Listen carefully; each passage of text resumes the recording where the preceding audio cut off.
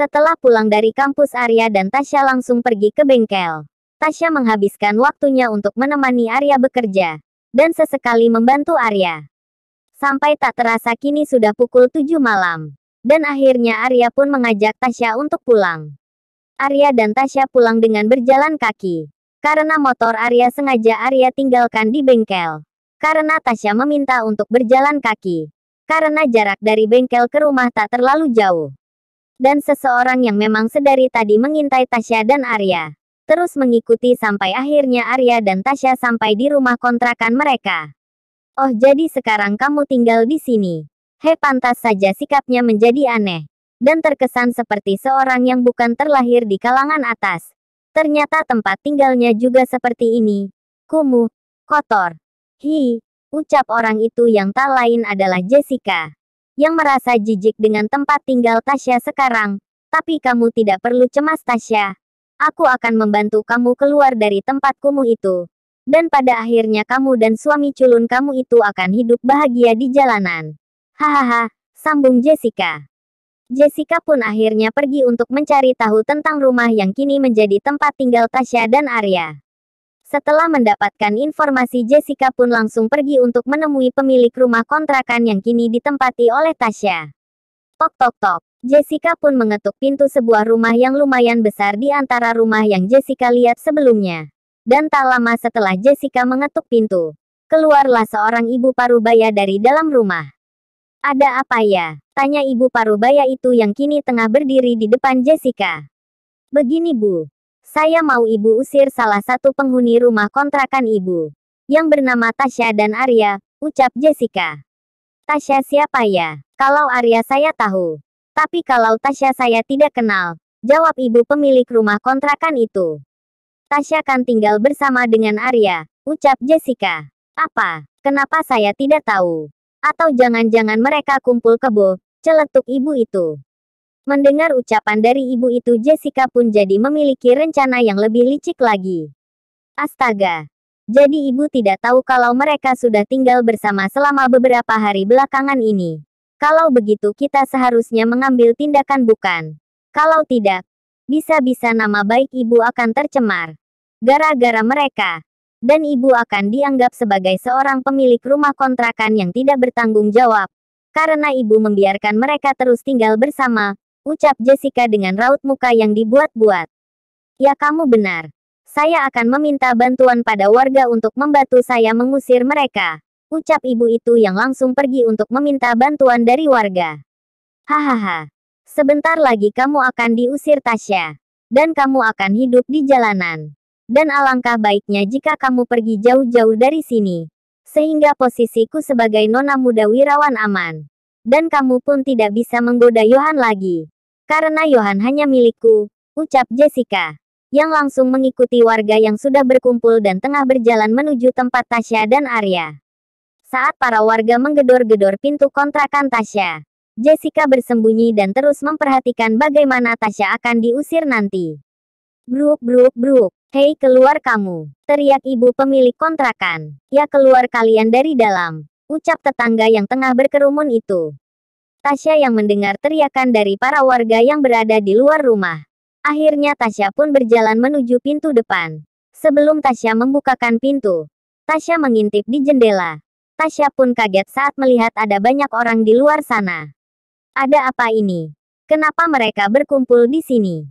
Tanya Tasya pada dirinya sendiri. Saat Tasya tengah mengintip di jendela, Arya melihat ke arah Tasya.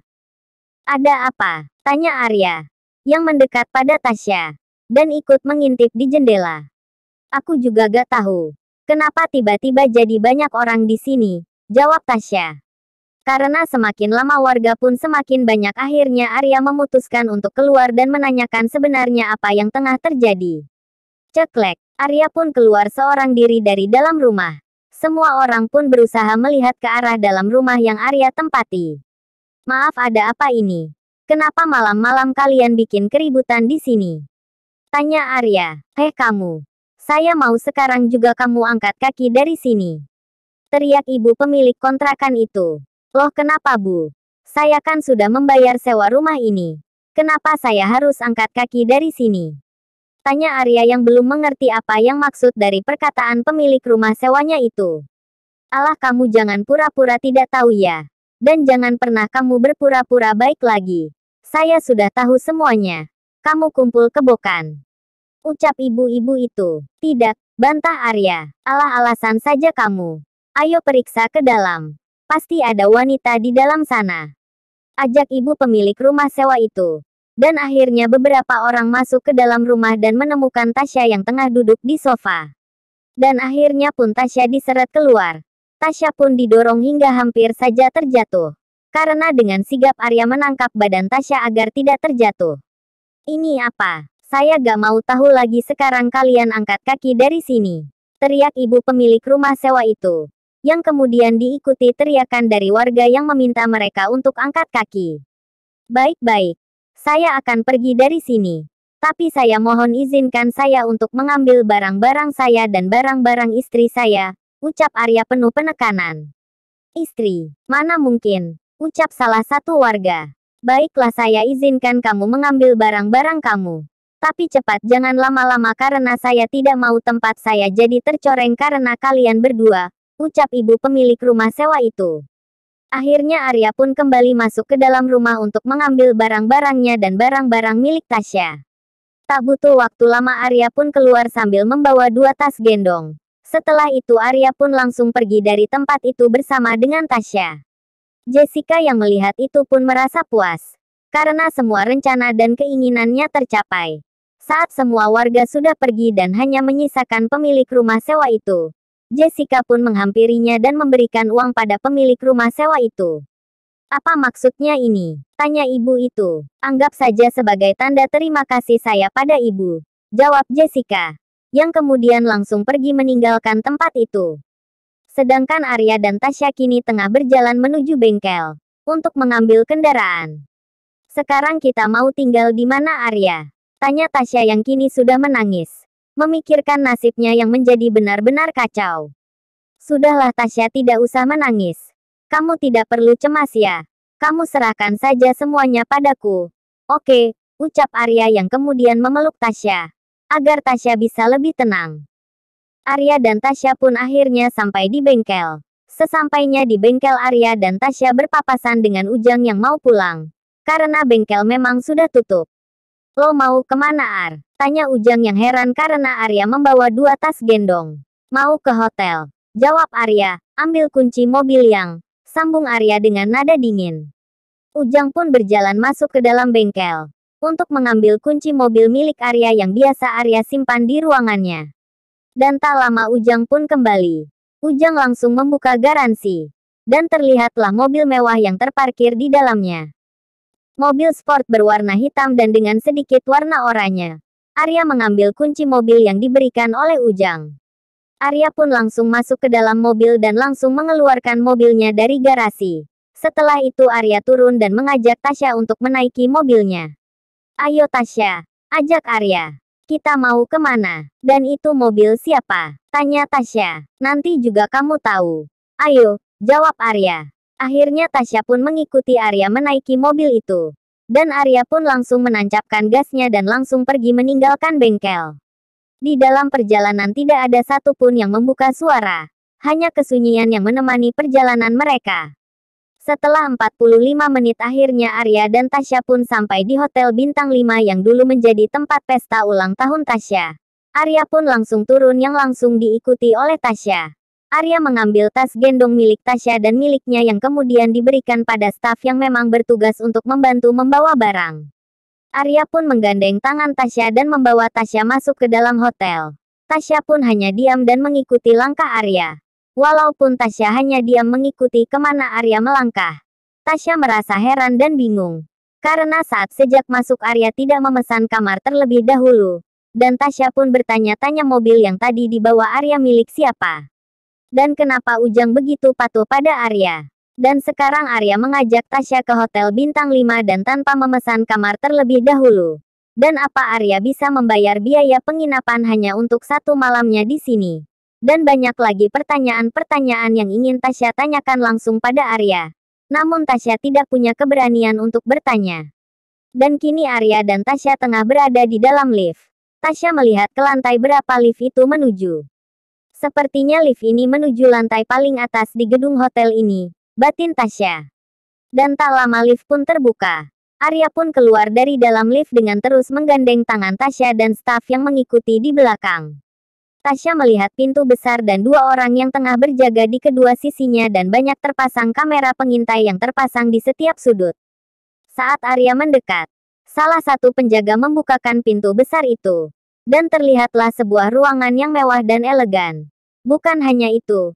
Di dalam ruangan itu terdapat beberapa pintu yang sepertinya adalah sebuah kamar. Arya dan Tasya berjalan menuju salah satu pintu dan Arya pun membukanya dan memasuki kamar itu. Tasya pun terpukau dengan desain kamar itu. Ayo Tasya masuk, ajak Arya. Ini kamar siapa Arya? Tanya Tasya yang berjalan masuk ke dalam kamar. Tadinya ini adalah kamar aku. Tapi sekarang kamar ini menjadi milik kamu juga. Jawab Arya yang sambil memeluk Tasya dari belakang. Apa? Kamu bercanda kan? Tanya Tasya tak percaya. Tentu saja tidak. Kalau aku bukan pemilik kamar ini, mana mungkin orang yang berjaga di depan pintu utama membukakan pintunya untukku. Dan aku juga seharusnya pesan kamar terlebih dahulu bukan? Jawab Arya. Lagi pula, para penjaga di sini adalah orang-orang pilihan dan terpercaya dan mereka hanya akan melayani pemilik tempat ini. Dan para stafnya pun khusus. Dan tidak sembarangan orang bisa masuk ke sini. Sambung Arya. Arya sebenarnya kamu itu siapa? Kenapa sepertinya kamu mempunyai banyak rahasia? Tanya Tasya. Bukannya dulu saat kita menikah aku memberitahu aku siapa. Tapi sepertinya tidak ada yang sadar. Atau mungkin bagi mereka aku tidak penting. Tapi aku yakin saat mereka mendengar namaku. Dalam sesaat aku adalah seseorang yang paling penting bagi mereka. Dan mungkin dalam sekejap, kamu akan kembali menjadi nona wirawan. Dan kamu akan disanjung-sanjung oleh mereka lagi. Jelas Arya. Kenapa bisa begitu? Tanya Tasya. Karena bagi mereka aku adalah aset yang sangat berharga. Jawab Arya. Boleh aku tahu siapa nama kamu Arya? Ucap Tasya. Arya pun mendekatkan wajahnya ke telinga Tasya dan membisikkan sesuatu pada Tasya. Dengarkan aku baik-baik Tasya. Karena aku tidak akan mengulang untuk kedua kalinya. Ucap Arya dan Tasya pun hanya mengangguk. Dengan wajahnya yang sudah merona. Namaku adalah Arya Azizkia Saputra. Dan kamu sekarang adalah Tasya Azizkia Saputri. Sambung Arya. Arya pun melepas pelukannya dari Tasya dan membalikan badan Tasya. Agar Tasya berhadapan dengannya. Setelah saling berhadapan Arya pun mendekatkan wajahnya pada Tasya. Dan menempelkan keningnya pada kening Tasya. Karena hidung mereka yang sama mancungnya membuat hidung mereka pun saling bertautan. Dan aku tidak mengizinkan kamu memakai nama wirawan lagi. Aku pun tidak izinkan kamu membantu dan menginjakan kaki kamu lagi di kediaman wirawan. Aku hanya mengizinkan kamu pergi ke sana jika hanya untuk membalas semua perbuatan mereka padamu. Mengerti, ucap Arya. Dan Tasya pun hanya mengangguk. Dan akhirnya Arya pun mencium bibir Tasya lembut.